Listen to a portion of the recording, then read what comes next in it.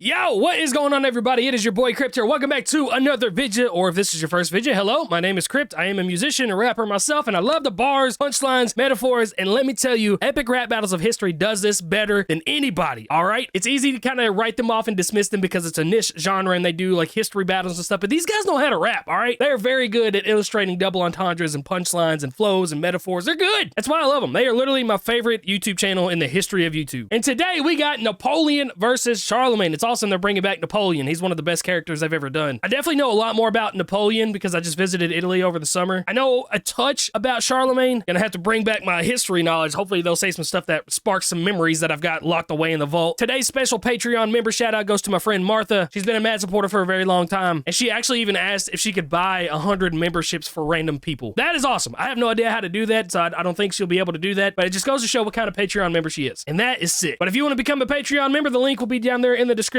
All kinds of fun perks. You get this video early. There's no intro to this video, so you don't have to listen to my dumb self-talk. You just get right into the reaction. There's no sponsors. There's no ads. I post snippets to my music. I do Patreon-specific reactions. There are all sorts of perks that you get with that because I want to make sure that you get your money's worth if you want to support me that extra mile. But yeah, with that being said, let's dive into this bad boy.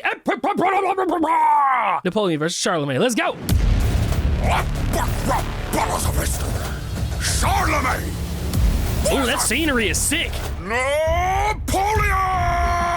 Who's the other conquering king par excellence? Who fathered his own renaissance and gave birth to France? It is I, Charles the Great, son of Pepin the Short, torturing this overblown war, horny backwards forcing Corsican. The Pope great rhyme schemes. The Holy Roman Empire established it. It lasted 1,000 years until you pranced up and savaged it. Egypt, Haiti, Spain, your campaigns are too elaborate. Your bubble-loving empire popped like an ABBA hit. I struck the fear of God in every Okay, so land that's I what I'm take. saying, baby. It popped like an ABBA hit. ABBA, Dancing Queen, the biggest pop song in the history of pop, almost, it sounds like. That's cool how he changed his voice. Your empire popped like an ABBA hit. But great double entendre right there. His empire that he was trying to establish blew up in his face and popped. But ABBA was a pop band. They made pop hits. Nice. Okay, that's what I'm saying. They know how to do this. So Charlemagne was the first Holy Roman emperor that it lasted 1,000 years before Napoleon came along and savaged it. But that's just showing the excellence of Charlemagne. He established this empire that lasted 1,000 years. Nothing lasts 1,000 years. Hell, the U.S. has only been here for 300 to 400 years. So imagining at least triple the lifespan of that, I mean, that's a long ass time. That's a flex, all right? But on the other hand, it's also kind of a diss to himself. He's saying like this entire regime that he created that lasted 1,000 years, this unstoppable force was ended by the guy that he is battling, Napoleon. But anywho, rap-wise, they're doing a lot of really cool things because if you listen to the bars, they're obviously rhyming at the end of every single bar. That's like the typical style. But they're doing a lot of inner rhymes too. A lot of the words inside of the bar are rhyming with each other before the end rhyme happens, and that's like an elevated style that I appreciate. Like I said, the war horny bicorn sporting a carcasson. I think that's what he said. A lot of syllables in that rhyming, and that's cool. That's the stuff that makes me nerd out. Back it up just a bit here. ABBA hits. I struck the fear of God in every land I take, leaving pagans quaking, making them do the Charlem shake. The bloody verdict of this battle has already been decided. Like the love between you and Josephine is one-sided. Oh, not the ex-wife, bro. Not the ex-wife. Saying the battle's one-sided, like the love between him and his wife had an affair on him. That's real one-sided right there. That's a bar. But a nice little Harlem Shake bar right there. Some people might not even remember what the Harlem Shake was. That was popular back when I was in high school, so that was 12, 13 years ago. But the Harlem Shake, when the beat dropped, you would literally just convulse and shake as hard as you can. And he's saying that every time he was conquering a land or taking a land, all the people would quake in fear that hard because Charlemagne was coming. Bar! We got some punches in the opening verse there. Okay. Josephine is one-sided. Oh, Charlemagne, you Queen's Carolingian charlatan. I'm the genuine article military artisan. You're a clanky old suit of armor. A bombard, the janky monarch of the Franks and the Lombards. Okay. Cohorts asunder, but was a bit more hardcore. Now the deals have 4 numbers. That is canister shot. And you will see those balls when I blast you with my 12-pounder griever ball.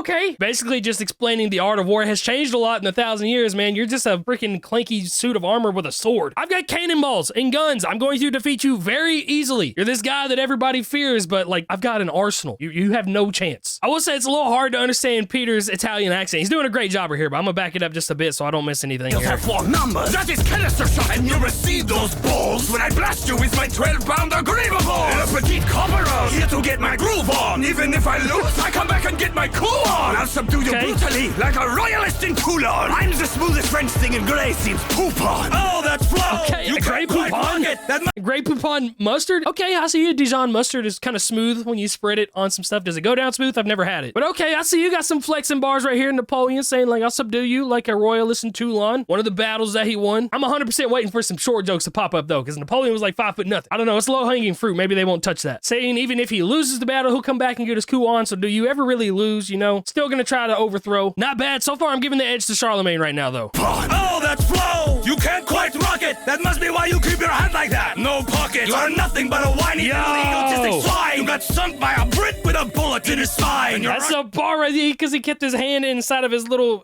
vest right here. There's no pocket there. And in rap, when you have a flow and you do a flow well, it's called being in pocket. But he has no flow. He has no pocket. That's a bar. That's kind of nice. And I ain't gonna lie, that was nice. Egotistic swine. You got sunk by a Brit with a bullet in his spine. And your Russian debacle was even worse. You got beat by lice. You should have been listening in elementary school, nurse. People still place my name next to God. Charlemagne. Now pretend to Moscow and retreat from these flames.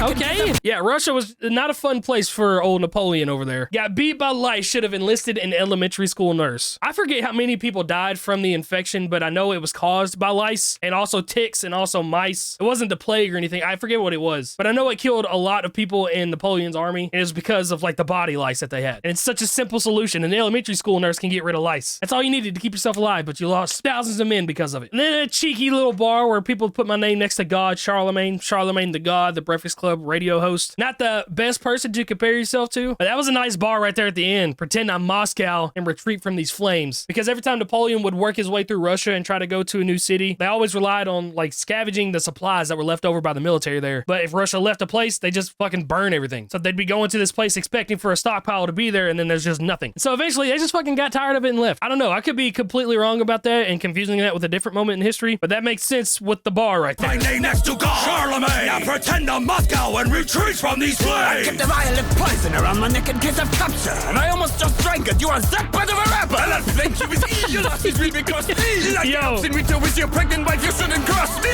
When I conquer, I don't need a pump. Okay. I grip a diamond drift hilt and put your crown on myself. The only throne you belong on is the trees. You might be king of the Franks, but you can suck beans. Okay. Oh, is it over already? Listen, oh man, that was a short battle. Okay. Yo, that last Napoleon verse was hard. A lot of bars in that one. You shouldn't cross me like the Alps in the winter with your pregnant wife. I mean, that was a moment repeated in history several times by the Germans, the Nazis, and like everybody trying to cross the Alps in the winter. It never worked out well, and I'm assuming something happened with his pregnant wife. Did she die? Did the baby die? Obvious double entendre right there. Don't cross me. Don't cross the Alps. I mean, it ends in nothing good. But this opening line right here where he kept the vial of poison around his neck and he almost drank it because you're that bad of a rapper. Like, I'm about to kill myself because you suck so bad at rapping. Oh, and there was some other stuff. Let me back it up, play it out. Because like the Alps in winter with your pregnant wife, you shouldn't cross me. When I conquer, I don't need a pumped hand. I grip a diamond drift hilt and put your crown on myself. The only throne you belong on is the trees. You might be king of the Franks, but you can suck beans.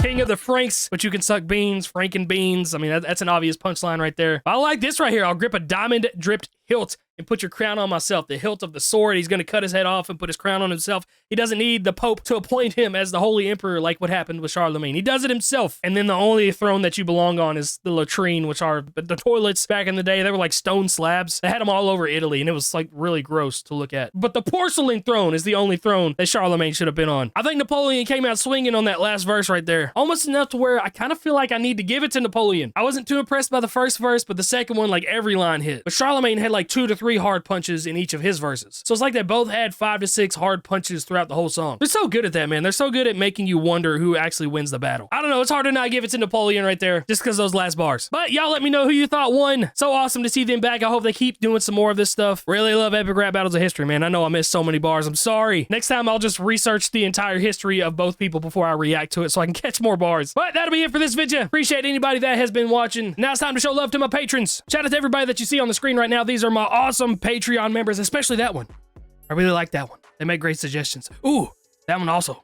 Really good suggestions. Okay, that's weird. But seriously, I give unreleased music out there. I give snippets. I give early access to every single one of my videos. I do Patreon-only reactions. It's a really fun time. You should join it and be Be cool. Who you know rapping about the shit that they think when nobody else calling all the shots that they make? I could drop a song tomorrow when I wouldn't have to borrow permissions to like these other rappers you think are great. Who you know turning down a couple $100 grand from a company that wanted to control your whole brand with a 5-year deal? Everybody's in a dump, but I'm in year one, already master hand. Who you know rapping that is their own boss? Who you know who's had in the pen, it's so raw? Who you know collaborating with the idol that they got a couple canvases of them hanging on the studio wall? Bitch, me, I'm bad with it.